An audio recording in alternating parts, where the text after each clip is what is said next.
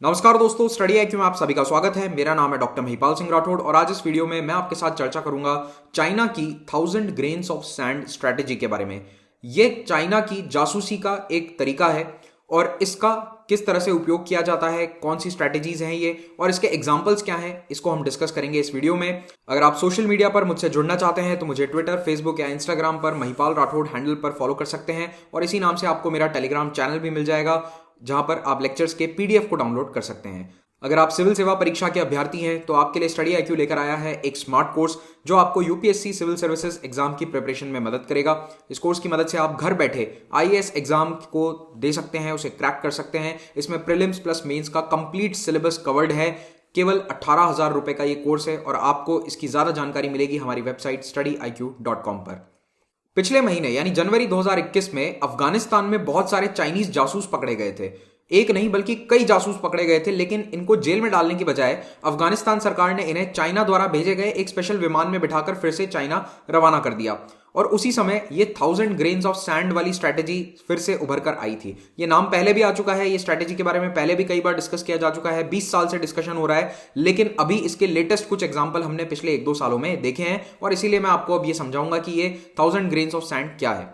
तो देखो, वैसे अमेरिका के मीडिया में कई दशकों से ये एक चर्चा चली आती थी कि रशिया यूएस के लिए सबसे बड़ा थ्रेट है। पहले यूएसएसआर था, बाद में रशिया हो गया और ये नेशनल सिक्योरिटी यानी अमेरिका की नेशनल सिक्योरिटी के लिए खतरा है। लेकिन अब सबसे बड़ा खतरा चाइना से माना जाता है। जैसे कि देखो, कई बार मीडिया फोकस करता रह गया कि रशिया ने 2016 के राष्ट्रपति चुनाव में किस तरह से धांधलेबाजी करवाई थी, लेकिन वो ये नहीं देख पाते कि चाइना किस तरह से डेली साइबर अटैक्स के द्वारा यूनाइटेड स्टेट्स को पीछे धकेल रहा है। चाइना ने अमेरिका के खिलाफ एक तरह से 6 तरफा युद्ध का मोर्चा खोल रखा है, जिसमें वो उनकी economy, military, diplomacy, technology, education और इंफ्रास्ट्रक्चर इन सबको टारगेट करते हैं। और इस लड़ाई में चाइना जीत रहा है बिकॉज उनका स्पाई नेटवर्क काफी मजबूत है। अब चाइना की जासूसी की टेक्निक्स रशिया, यूएस, इजराइल इन सभी देशों से यानी कि जो ट्रेडिशनल जासूसी टेक्निक्स हैं उनसे काफी अलग है।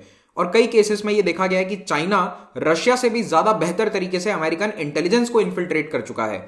चाइना जिस टेक्निक का इस्तेमाल करता है उसको एक अमेरिकी स्तंभकार ने नाम दिया था 1000 grains of sand technique. Paul Moore नाम के एक फॉर्मर एनालिस्ट थे जो एफबीआई में काम करते थे, चाइना में स्पेशलाइज करते थे। इन्होंने एक आर्टिकल लिखा था न्यूयॉर्क टाइम्स में और इन्होंने उस समय ये बात बताई थी। हालांकि ये टर्म 20 साल पहले भी यूज किया गया है, ये एग्जाम्पल यूज किया गया है, लेकिन इन्होंने फिर से इस एग्जाम्पल को सामने लाया दुनिया के रिसेंटली 2 साल पहले। तो इन्होंने ये बात बताई एग्जाम्पल के साथ कि मान लो एक बीच टारगेट है, बीच समुद्र के किनारे जहां बहुत सारी मिट्टी है, तो मान लो उसको टारगेट किया गया है, तो हर देश अलग अलग तरीके से वहां पर अपने लोगों को या जासूसों को भेजेगा।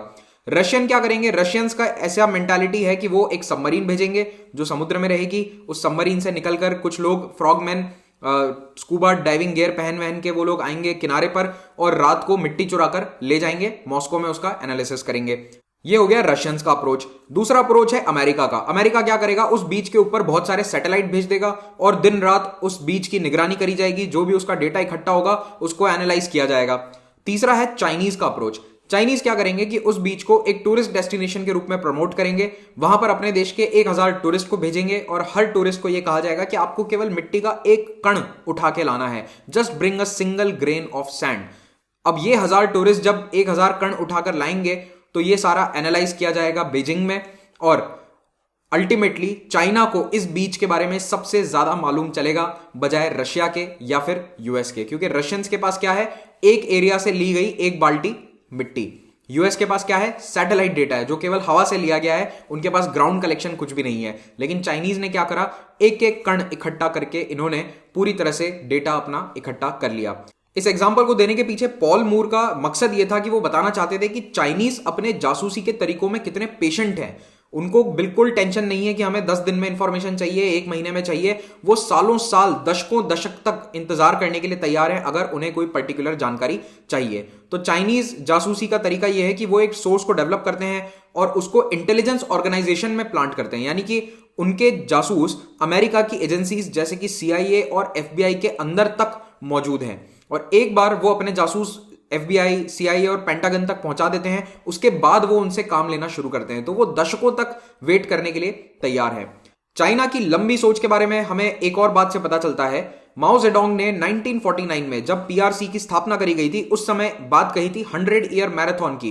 उन्होंने कहा था कि हमें सबसे तेज नहीं दौड़ना है, हमें 100 मीटर 200 मीटर की रेस नहीं जीतनी है, हमें 100 साल तक एक मैराथन दौड़नी है और अल्टीमेटली एक सदी बाद हम दुनिया के सबसे ताकतवर देश होंगे। और कहीं ना कहीं ये बात सच साबित हो रही है। आप देख ही रहे हैं 2020 आते आते चाइनीज इकोनॉमी दुनिया की सेकंड लार्जेस्ट इकोनॉमी बन चुकी है। China is for all practical purposes a super power today, और हो सकता है कि आने वाले 10 सालों के अंदर वो यूएसए को इकोनॉमिक टर्म्स में एटलीस्ट ओवरटेक कर ले। तो डेफिनेटली ये जो 100 साल की मैराथन दौड़ने वाली बात है ये कहीं ना कहीं सच साबित हो रही है। और इसी का एक एग्जांपल है ये 1000 ग्रेन्स ऑफ सैंड वाली स्ट्रैटेजी कि धीरे धीरे इंटेलिजेंस कलेक्ट करो और अल्टीमेटली हर जगह से इंटेलिजेंस गैदर करो ताकि एक बड़ी पिक्चर उभर कर सामने आए। अब इस स्ट्रैटेजी का आपको एक नमूना मैं दिखाता हूं। देखो, चाइना के बहुत सारे स्टूडेंट हर साल यूएस यूनिवर्सिटीज में पढ़ने के लिए अप्लाई करते हैं। जितना क्रेज भारत में है अमेरिका जाकर पढ़ने का, उससे कई गुना ज्यादा चाइना में है। तो नंबर 1 जो फॉरेन स्टूडेंट्स होते हैं वो चाइना से होते हैं, दूसरे नंबर पर हमारा भारतीय लोगों का नंबर आता है। तो ये जो चाइनीज स्टूडेंट्स यूएस यूनिवर्सिटीज में जाते हैं इन पर निगरानी रखी जाती है, इनकी एक्टिविटीज को चाइना की गवर्नमेंट ट्रैक करती है। और चाइना ने लगभग हर बड़ी यूनिवर्सिटी में अमेरिका में अपने इंस्टीट्यूट्स खोले हुए हैं। कन्फ्यूशियस इंस्टीट्यूट नाम से ये सेंटर्स ऑफ लर्निंग चलाए जाते हैं और इन कन्फ्यूशियस इंस्टीट्यूट्स के माध्यम से वो चाइनीज स्टूडेंट्स को कैंपस पर कंट्रोल करते हैं, मॉनिटर करते हैं और उन्हें रिक्रूट किया जाता है कि आप प्रोफेसर्स को रिक्रूट करने में हमारी मदद करो। तो एक तो जो अपने स्टूडेंट जा रहे हैं उन पर भी निगरानी रख दी कि ये कहीं वहां जाकर फ्रीडम ऑफ स्पीच और एक्सप्रेशन की बातें ना करने लग जाएं। अगर ऐसी बातें करते हैं तो पीछे उनके घर वालों को टॉर्चर करने की धमकी दी जाती है। दूसरी ओर जो इन कॉलेजेस में यूनिवर्सिटीज में प्रोफेसर्स हैं उनको रिक्रूट किया जाता है वाया दीज कन्फ्यूशियस इंस्टीट्यूट्स, उन्हें रिसर्च ग्रांट्स दिए जाते हैं और धीरे धीरे उन्हें अपना एजेंट बनाने की कोशिश करता है चाइना। इन्हीं हरकतों के कारण ट्रंप एडमिनिस्ट्रेशन ने 1000 चाइनीज नेशनल्स का वीजा रिवोक करने की बात करी थी। उन्होंने 1000 चाइनीज का वीजा रिवोक कर भी दिया था और ट्रंप ने धमकी दी थी मैं और लोगों का कर दूंगा, लेकिन आगे तो और किसी का हुआ नहीं था। फिर 2020 में एक और इंसिडेंट सामने आया था जब हार्वर्ड के एक प्रोफेसर को अरेस्ट करा यूएस की गवर्नमेंट ने, वहां की एजेंसीज ने, बिकॉज उन्होंने चाइना की गवर्नमेंट से फंडिंग ली थी अपने रिसर्च वर्क के लिए। अब हालांकि इन पर अभी तक कोर्ट में मुकदमा चल रहा है, अभी तक कुछ फुल एंड फाइनल प्रूव नहीं हुआ है, ये मैं आपको स्पष्ट कर देता हूं, लेकिन फिर भी ये बहुत ही सीनियर प्रोफेसर थे, हार्वर्ड केमिस्ट्री चेयरमैन थे। इन पर यह आरोप लगा था कि इन्होंने चाइना से जो फंडिंग ली है उसको इन्होंने डिस्क्लोज नहीं किया। अगर मैं मामले की टेक्निकलिटी आपको बताऊं तो बेसिकली ये चार्ज था इन पर कि इन्होंने सरकार से भी फंडिंग ली थी, यानी कि यूएस गवर्नमेंट की तरफ से भी कुछ फंडिंग उठाई थी रिसर्च के लिए, और उस समय इन्होंने चाइना से आने वाली फंडिंग को डिस्क्लोज नहीं किया था। यूएस में ये रूल है कि अगर आप सरकार के द्वारा फंडेड प्रोजेक्ट्स के लिए काम कर रहे हैं तो आपको पूरा डिस्क्लोज करना होता है कि आपने और किन किन देशों से अपनी फंडिंग पहले या कभी अभी चल रही है, भविष्य में उठाने का आपका प्लान है। तो चाइनीज इंटेलिजेंस ऑपरेटिव्स जो हैं इन्होंने अमेरिका में ना केवल यूनिवर्सिटीज बल्कि लोकल पॉलिटिशियंस को भी कई बार टारगेट किया है, इंक्लूडिंग अ यूएस कांग्रेसमैन, यानी कि वहां के एक मेंबर ऑफ पार्लियामेंट तक को उन्होंने टारगेट किया है कि वो हमारे पक्ष में बात करे, हमारे फेवर में आ जाए। तो उसके लिए क्या किया जाता है, वही एज ओल्ड पुराना सिलसिला, लड़कियों को उनके आसपास भेजा जाता है, रोमांटिक रिलेशंस डेवलप कराए जाते हैं और कई बार उनके इलेक्टोरल कैंपेन्स को भी फंड करवाया गया था। तो ये भी एकदम रीसेंट मामला है। 2020 में फैंग नाम की इस चाइनीज महिला को कई अमेरिकन पॉलिटिशियंस के साथ प्रोमिनेंटली देखा गया था बड़े बड़े इवेंट्स में, और ऐसा माना जाता है कि ये फंड भी कर रही थी पॉलिटिकल कैंपेन्स इन पॉलिटिशियंस का। एक और वाकया जो चाइना के इस स्ट्रैटेजी को दर्शाता है वो ये कि 2010 के बाद अचानक अमेरिका के जो जासूस चाइना में काम करते थे वो गायब होने शुरू हो गए। सीआईए जो कि यूएसए की इंटेलिजेंस एजेंसी है उसने चाइना में अपने कई जासूस तैनात किए थे। इनमें से लगभग 12 बताया जाता है कि पकड़ के एग्जीक्यूट कर दिए गए चाइनीज गवर्नमेंट के द्वारा, यानी उन्हें मार दिया गया, और कई दर्जनों अभी जेल में बंद हैं। तो ये डेफिनेटली दर्शाता है कि सीआईए में टॉप लेवल पर कोई ना कोई ऐसा व्यक्ति था जो चाइना की सरकार और एजेंसियों को इन जासूसों की जानकारी पहुंचा रहा था। तो पहले सीआईए काफी दम्भ भरता था कि हमारे जासूस चाइना तक में काम करते हैं, लेकिन ये एक बहुत बड़ा इंटेलिजेंस फेलियर था दुनिया की टॉप मोस्ट एजेंसी के लिए कि उसका पूरा चाइनीज नेटवर्क एक तरह से खत्म हो गया। सीआईए और एफबीआई ने सस्पेक्ट किया था कि डेफिनेटली हमारे टॉप लेवल पर कोई ना कोई बड़ा मोल है। मोल का मतलब कोई जासूस है जो चाइना के लिए काम कर रहा है। उन्होंने कुछ अरेस्ट भी किए थे, लेकिन अभी डेफिनेटली कुछ प्रूव नहीं हुआ है, और अगर हुआ है तो वो बाहर पब्लिक डोमेन में जानकारी नहीं आई है। अब जनवरी 2021 में अफगानिस्तान में भी 10 चाइनीज नेशनल्स को अरेस्ट किया गया था अफगान अथॉरिटीज के द्वारा कि ये चाइना के लिए जासूसी कर रहे थे अफगानिस्तान में। लेकिन इनको जेल में नहीं रखा गया, कुछ ही दिन में इनको चाइनीज गवर्नमेंट के द्वारा भेजे गए एक प्लेन में बिठाकर घर भेज दिया गया। तो डेफिनेटली चाइनीज गवर्नमेंट ने ये बात मान ली कि ये हमारे नेशनल थे, जासूसी भी कर रहे थे। लेकिन अब चाइना का इतना पावर है, इतना कंट्रोल है, इतनी फंडिंग दी जाती है अफगानिस्तान को कि अफगान गवर्नमेंट उनको जेल में नहीं डाल पाई। और सबसे खास बात क्या है कि ये सभी लोग पाकिस्तान के हक्कानी टेररिस्ट नेटवर्क के भी संपर्क में थे और ऐसा माना जा रहा है कि पाकिस्तान की आईएसआई इस पूरे नेटवर्क में मीडिएटर का काम कर रही थी between the Haqqani network and the Chinese nationals. अब इनमें से कई चाइनीज नेशनल्स के घर पर आर्म्स एंड एम्यूनिशन भी बरामद हुए थे। कहां पर? काबुल में। तो ये डेफिनेटली एक काफी चिंताजनक बात है कि अफगानिस्तान में इस तरह की गतिविधियां पकड़ में आ गई। न जाने कितने देशों में इस तरह की गतिविधियां चाइना के द्वारा चलाई जा रही होंगी। अब इस पूरे 1000 ग्रेन्स ऑफ सैंड में एक टेक्नोलॉजिकल एस्पेक्ट भी है।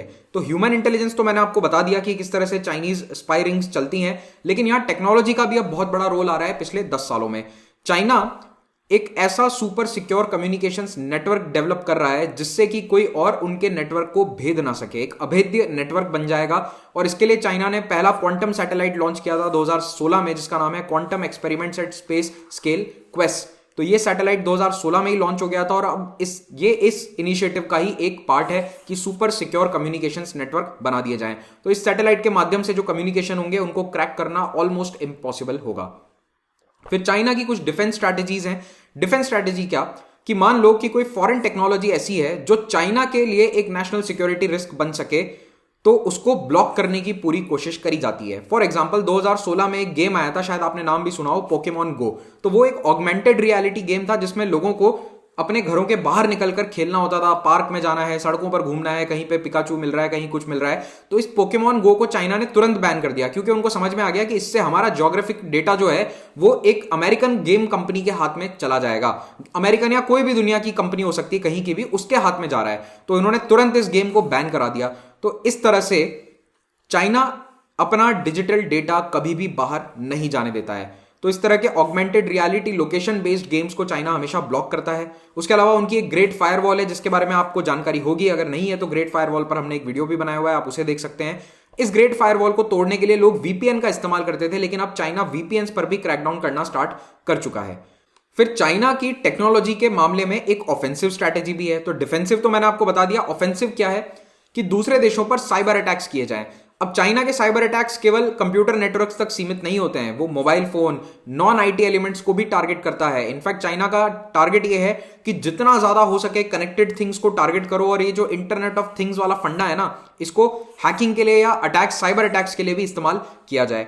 दूसरा तरीका इनका यह है कि उन कंपनीज में इन्वेस्ट किया जाए जो भविष्य में इन्हें इस ग्रेन्स ऑफ सैंड टेक्नोलॉजी को या इस स्ट्रैटेजी को आगे बढ़ाने में मदद दे सकती हो। तो अगर ऐसी कोई कंपनी है जो जियो स्पेशल इंफॉर्मेशन में स्पेसिफाई करती है, मान लो पोकेमॉन गो चाइना की ही कंपनी ने बनाया होता, तो वो उस टेक्नोलॉजी को काफी बढ़ावा देंगे जिससे दुश्मनों की उनको इंफॉर्मेशन मिल सके। तो चाइनीज गवर्नमेंट ऐसे प्रोजेक्ट्स में, ऐसी इनोवेटिव टेक्नोलॉजी में बहुत हैविली पैसा लगाती है और कई अपग्रेड्स करती है ऐसे प्रोजेक्ट्स में। और वो अपने वेंचर कैपिटलिस्ट को भी यही सुझाव देती है, एनकरेज करती है कि आप दुनिया भर में जाकर ऐसी कंपनीज में पैसा लगाओ जो इस तरह की टेक्नोलॉजी के लिए काम कर रहे हो।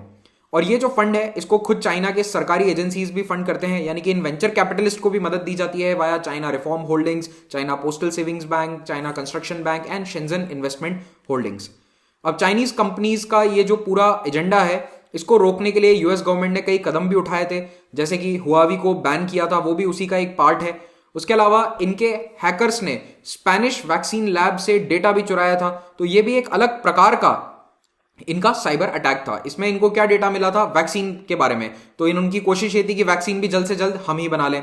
न्यूयॉर्क स्टॉक एक्सचेंज ने ब्रीफली कुछ चाइनीज कंपनी को डीलिस्ट करने की कोशिश भी करी थी। जो 3 बड़े चाइनीज फोन कैरियर्स हैं उनको पिछले ही महीने इन्होंने डीलिस्ट करने की कोशिश करी थी, लेकिन फिर ये प्लान अभी इन्होंने ड्रॉप कर दिया है। हो सकता है भविष्य में डीलिस्ट कर दें।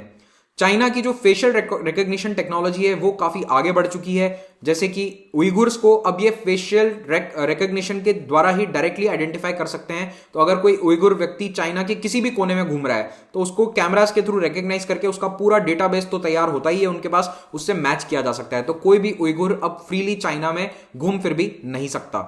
चाइना को एक और फायदा मिलता है अपनी एक न्यूक्लियर एग्रीमेंट के कारण। चाइना ने यूएस के साथ कुछ साल पहले एक एग्रीमेंट साइन किया था जिसके तहत 30 साल तक यूएसए चाइना को पीसफुल न्यूक्लियर टेक्नोलॉजी सप्लाई करेगा, यानी सिविलियन न्यूक्लियर टेक्नोलॉजी उनको सप्लाई करता रहेगा यूएसए। तो चाइना को कोई टेंशन नहीं है, आराम से उनको सिविलियन न्यूक्लियर टेक्नोलॉजी मिलती जाएगी। तो फाइनली अगर मैं इस पूरे स्ट्रैटेजी को समराइज करूं तो जैसे ब्रिटिश और अमेरिकन कंपनीज ने 20वीं सदी में अपनी सरकारों को एक स्ट्रैटेजिक लेवरेज दिया था, कैसे कि पूरा ऑयल मार्केट कौन कंट्रोल करता था, यही ब्रिटिश अमेरिकन कुछ 10-15 कंपनी थी, इनका पूरे दुनिया के ऑयल मार्केट पर कब्जा था और इसी के थ्रू गवर्नमेंट भी बहुत पावरफुल रहती थी। सेम काम अब चाइनीज बिजनेसेस कर रहे हैं। दुनिया भर के हर देश में हर जगह चाइना की कंपनीज का हस्तक्षेप है, हर जगह डिजिटल स्पेस में वो रूल कर रही हैं और उसके माध्यम से चाइना की सरकार को एक बहुत इंपॉर्टेंट लेवरेज मिलता है। चाइना के जो डिजिटल वॉलेट्स हैं वो भी एक बहुत बड़ा चैलेंज है ओवरऑल जो वेस्टर्न कंट्रोल्ड स्विफ्ट ट्रांजैक्शंस वाले जो पूरे पेमेंट सिस्टम्स हैं उनके लिए। ये सभी डिजिटल ट्रांजैक्शंस भी ओवरऑल एक एक मिट्टी का कण है जो मिलकर इस 1000 ग्रेन ऑफ सैंड को बना रहे हैं। तो इसी के साथ ये लेक्चर समाप्त होता है। Thank you very much for watching this. Have a great day.